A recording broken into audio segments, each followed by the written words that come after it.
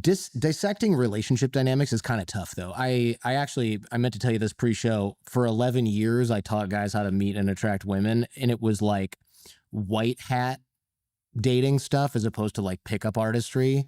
So you're not meeting women on the streets in real life, or is Yeah, that was definitely real life Okay. back then. This is like online dating was kind of like, we don't need that, and we're not going to do that. And we can talk a little bit about why that doesn't work for pretty much anyone in the coming minutes here. But I spent a long time doing that. This is pre-pandemic, pre-Me Too, thankfully as well, because as that started to come up through the zeitgeist, it was like I found myself being like, no, we're the good drug dealers. And it was just a failing argument, right? Like you couldn't tell someone, no, we're teaching guys these skills. And if they would listen to you, they would go, oh, that's great, men and women. But if they were like against, there's a lot of people who are just against figuring out how to become more of a desirable mate. You just have to leave off the last thing, which is I'm helping men to become more confident and successful.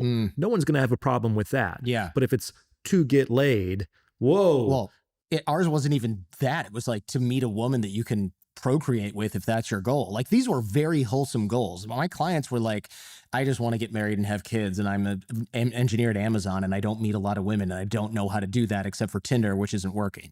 It wasn't like, yeah, bro, I want to go hit the club and like smash a bunch of tail. We never really had that. But if you tell somebody my clients are engineers in Silicon Valley who want to meet a nice lady, they're like, I get it. You teach guys how to use and abuse women. And it was like, well, no, but okay. And you just could not successfully get away from that. Or the fact that they hired you means that they're already dorks and losers and beyond help anyway. Right. It was, you're teaching men who shouldn't be able to get women how to get women, and that's bad somehow. And it's like, no, I'm pretty sure I'm doing you a favor by making sure that the only guys you date are not exclusively players and disasters on wheels, because the guys you say you want are busy at work all day for 16 hours working at Facebook, right? So like they need a little bit of a nudge in the right direction, but that was completely offensive to so many people. To some people. Yeah. It was a lot of people. It was so, and I just kind of like got out of that industry, and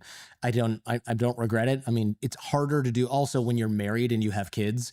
It's harder to be like, I'm a credible voice in this area. Yes, you have the proof in the pudding, but it's also like, when's the last time you ran an online dating profile, Jordan Harbinger? And I think you really need to suss out where they are in having updated their browser to 2025.